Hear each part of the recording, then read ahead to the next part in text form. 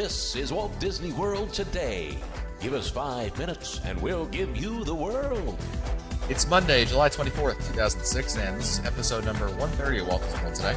I'm Matt Hutchberg from MGMstudios.org. On the show today is Len Testa, co-author of the Unofficial Guide to Walt Disney World. Welcome, Len. Righty-ho, Matt. How's it going? Outstanding. And we have Mike Newell, who runs MouseWorldRadio.com. Welcome, Mike. Hi, Matt. And we have the Scourge of the Seven Seas himself, Mike Scopa, of MousePlanet.com. Welcome, Mike. Wait a minute. You're telling me that we're filling our gas tanks with, with dinosaur soup? And we have Mike Demopoulos, a former cast member at Walt Disney World. Welcome, Mike. Namaste. Namaste. Nice. Sweet. And we brought Mike on. He's a former cast member. He's going to share with us some not former cast member stories, but just cast member stories of his former life as a cast member. Now, Mike, when did you work at Walt Disney World? I worked at Walt Disney World from May of 2005 to February of 2006. All right. And the first place you started was Scopa Towers? Yes, or otherwise known as Disney's Pop Century Resorts. Yeah, if you want to be technical about it. But Who calls it that? yeah. That's so last year, Mike. Well, how about that? So what's an interesting... tell us something about Scopa Towers, that interesting story, some tidbit. What's something that a normal guest who stays there might not know about it? Yeah, so actually, if you have a tip on how to get the most out of it, or what the best rooms are, or things to look for that are interesting, that'd be that'd be even better. Other than the location of Scopa's presidential suite, which by law you're not allowed to Glad you mentioned divulge. That's right. There's a couple of interesting things. First of all, I don't know if anyone knows, but all of our buildings are tie-dyed. If you look from top floor to bottom floor, you can see it gradually go down in color, like it was dipped into a big vat of tie-dye. Also, there's some spaceship Earth views at Disney's Pop Century Resort that most people don't know about. Best way to get those is in Building 3, which is over in the 50s, and that has Lady in the middle of the building, and try to get the 4th floor and ask for a lake view. You'll be able to see Spaceship Earth, Hollywood Tower Terror, and the Swan and Dolphin. And if the night is right, Wishes Fireworks. Interesting. What night isn't right at Scopa Towers? That's great. That's awesome. That's a good tip, though. And how was your experience at Pop Century working there? Oh, my experience at Pop Century was great. I wouldn't trade it for anything. Best managers, best cast members, and all the guests were awesome. I loved my time at Pop Century. Would you rather work at, say, a great attraction or a great place that, the place itself is great with not so great management, or a great management but a not so great place? Well, I've had both those experiences, and it's all about the management and all about the cast. I would be happy working at Pooh's Playful Spot if I had a great management team. Ariel's Grotto. That too. Who really wouldn't want to work at Ariel's Grotto, really? Yeah, it has other benefits. Now, after Scopa Towers, you moved over to Everest? Yes, I was on the test and adjust team for Disney's Expedition Everest, Legend of the Forbidden Mountain. Ah, okay. Now, how was that? I mean, were you in the period where it was still kind of hush-hush? How did that work? I was in the end time when we were doing all the safety tests, as Joe Roddy would like to say, with the little bags of water. I remember having to run that attraction continually for 75 hours, nonstop. Really? We only stopped 5 hours a night for maintenance needs. I remember doing 15, 16-hour days just pressing go again and again and again. So it doesn't sound like it was too fun. It was fun because all the Imagineers were there and they were doing the Discovery Channel filming, so it was very interesting, but it got repetitive because we were only able to go into the mountain once a day, and by this time it was like a week after my last since I've ridden, and it was like, I want to get on the roller coaster again. I've only been on once. So. How much interaction did you have with Joe Rohde, the Disney Imagineer? Actually, I didn't meet him. He wasn't there when I was there. I had interactions with all the local Walt Disney World Imagineers. And how long did you work at? When did you stop working at Everest? That was probably mid-late February of 2006. So I was there for about 2.5, 3 months just for the test and adjust phase. So you just left. You just left the company then. Yes, not too long ago. Oh, cool. Now, working on Everest, I mean, you must have gotten sick of the "Is Expedition Everest open yet?" like those kinds of questions. You know, and then of course I love the cast members. One of the cast members told us, if you don't hear screaming, it's not open. I heard that they piped in the screaming. Isn't that? That's a tower. I know they pipe it in a Tower of Terror, which is kind of a oops. It's a secret. I don't know if that's a spoiler. So, Mike, for some do people. they pipe in the screams at No, Expedition Everest? all of our screams are entirely real. What we did, however, one day when we were kind of bored, just used the mountain speaker system to play rock music. That's cool. That totally goes with the Everest theme that Joe Rogan envisioned. Blast All some music Rush from on there. Eastern. Son. Let me ask you a Len type question. If I was Len, Oh, Lord. I'm trying to channel Len right here from.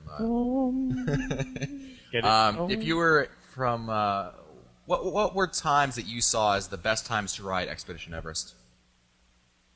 I would say right in the beginning of the evening. It's awesome. The light hits the mountain just so, and it's still dark enough through the whole attraction that you don't get blinded by the sun, and you can see all the special effects in the best way possible. Is riding at night really that much cooler? Oh, definitely. You have to ride at night because you will see so much stuff you never saw before, simply because your eyes don't have to get blinded by the sun after each tunnel. And of course, the best time to ride it at night is probably during the evening extra magic hour offerings. Is that right? Well, of course, which is available to all. Or to Disney break Resort in. guests. To break into the park. Like Wally World. Yeah, Wally. Thanks. No one got it. I got it. This but- is My Wally's John World. Candy reference for the night. What was something? I mean, tell us something about Everest. What would you say is something that was What was the most interesting tidbit that you could offer about Expedition Everest? That when in your time there. Hard-hitting question. My most interesting tidbit about Expedition Everest is, I don't know if any of you guys know, but can you actually point out Everest by looking at the attraction? Anyone know? I believe you can't from standing outside. Yes. I don't think so. Wait, what's the question? Can you point out where? Like the if you're Everest looking at peak. if you're looking at what peak is Everest of the attraction? Can't. Mike's. Yeah. Isn't it the tallest one? No, the tallest one, which is the one you see in the foreground, is actually the Forbidden Mountain, which we're cutting through to get to Everest quicker. If you look to the right in the background, you see a small little peak, and that's actually Everest, and that's where we're trying to get to because it's in the background and it's farther away. It's the forced perspective thing. Okay, got it. Interesting. Hey, Yeah, Mike, if you were going to give me something you don't like about Everest, give me something that you would change if you had the power to change Like the something bird? in the attraction. I love the bird. Wait, hold on a minute. Before you answer that question, Mike, I have to know what is the purpose of the bird? No! I told you the bird story, right? I asked this of Imagineering. Did I tell you guys this? All right, don't know. so I asked. This is why Dave Brady, our media rep, no longer works in media relations. So so I asked him the question. I'm like, okay, what's the purpose of the bird? And I had to send it through Bob, and Bob sends it on to Disney, and Dave writes back and he says, it's going to take us a long time to research this. Do you really want me to have some Imagineer digging through the files to tell you what the bird means? Yeah. I said, no, you don't have to do it. I'm more than happy to make it up. you decide what you want, Dave. I think we're going to have to edit that one out. Yeah, nice Len. Yeah, thanks. Sorry about that. To make stuff up. Yeah. So what was the answer, Mike? Oh, you're talking to me? Okay. Sure. What's the answer to the bird? Officially, the bird is supposed to be riding on a gust of wind and let you see how high up you are actually in the mountains. It's supposed to be riding the wind as you're going up and down, but it's just a really cheesy effect, and nobody likes the bird. It just looks. The so... bird doesn't really do anything. Doesn't mean anything. The bird. No, as far as we were told, then it's just Yeah, I supposed to be don't- riding the wind. But why? If the bird doesn't mean anything, why put the bird in? Because probably some Imagineer thought it was a really cool idea and didn't want to spend 6 months' work on nothing. I don't know. No, Joe, I got this great vision. We're gonna have a bird on a stick, and it'll go up, and it'll go down. The guests will love it. Well, What if I was you- trying to figure out was whether the bird could actually, whether the atmosphere wasn't too thin for the bird to actually fly at that altitude. Like, could a Whoa, bird man. actually fly at 28,000 feet? Dude, that's just a philosophical question right there. It's one of those Mensa comments, The air's too thin for the bird to fly. Exactly. So, Mike, why don't you answer Scopa's original question? Something that you don't like about which we now forgot, but whatever. Yeah, thanks. Thanks, buddy. I guess what I don't like about the attraction is, well, for one, the bird. But in addition to that, I don't like the gift shop. Really? I don't. Really? No, I don't. And this is the reason why. Imagine being a cast member on that platform at the most popular attraction in Walt Disney World, and everyone wants to buy photos at that wonderful photo booth right in the entrance. Oh, right, Do you yeah, right think, there. Do you yeah. think? Do you think the unload platform is going to get unloaded very quickly for the next train? It's only seconds behind. No, so it's a Good safety point. hazard, and it's a big it's not good crowd control. Disney can do a lot better for crowd control, and I think they dropped the ball on the store. Now, another job you had was officially door host on Pleasure Island, which is more commonly known by us, local folk as bouncer. And are you a big guy, Mike? Mike's seen me. I don't think I'm that big, but I'm decent size. What do you think, Mike? Yeah, I'm big enough to be a bouncer. So, Okay, so wait, okay. Mike, did you bounce out Scoper out of one of the clubs? Yeah. Come on, you I think drunken. That's where we all met, right? Ah, yes. Well, don't you have to be 18 to go to the clubs at all? Isn't there an age limit? Like you I can only believe be like that was part of the 200? problem. You couldn't bounce me because I was crying. Ask my wife. How was it to How was that experience bouncing? I mean, how much bouncing do you have to actually do at a In Walt Disney World, yeah, really. Do Pleasure people ever Island. get like? You really don't have to do much because it has such good security on the island. If there's ever an issue, security will be there in 35 seconds, and I've had to call them. All right, so you're like, all right, buddy, you've had We enough need to test sarsaparilla. We need to test that, Len, in October, okay? Yeah. You start a problem, and I'll stand there with the With the stopwatch. With the stopwatch. Exactly. But, Hey, Len, he beat it.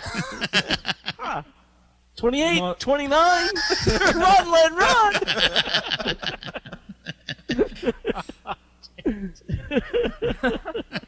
But seriously, Mike, any real problems or nothing really? Where could possibly go no real problems at all. The worst thing you have to do is, if a guest has had too much to drink, we just have to make sure that the guest is going to get home safely and not just be like, oh, I'm okay.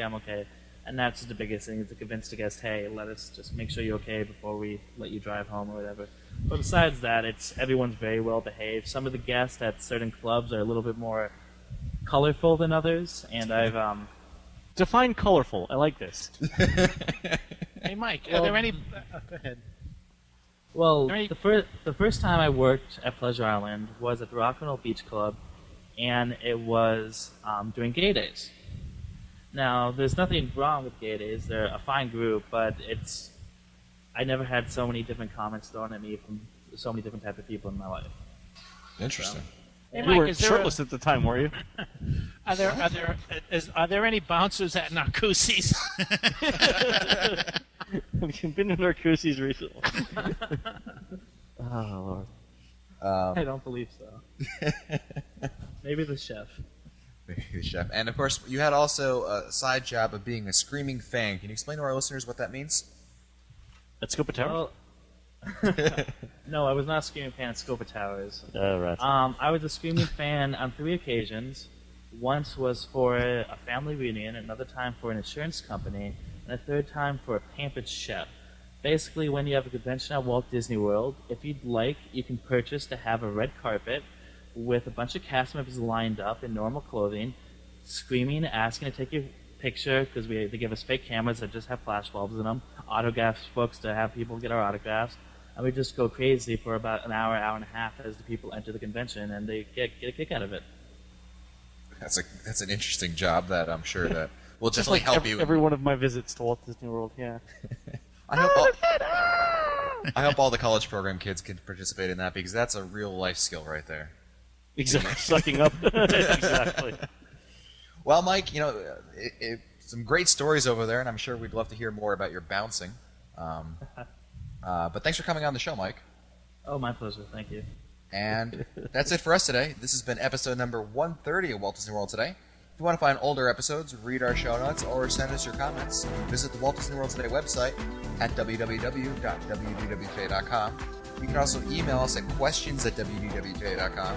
For Len Testo, Mike Scopa, Mike Newell, and Mike Dimopoulos, I'm Matt Hodgberg. We'll see you on the next show.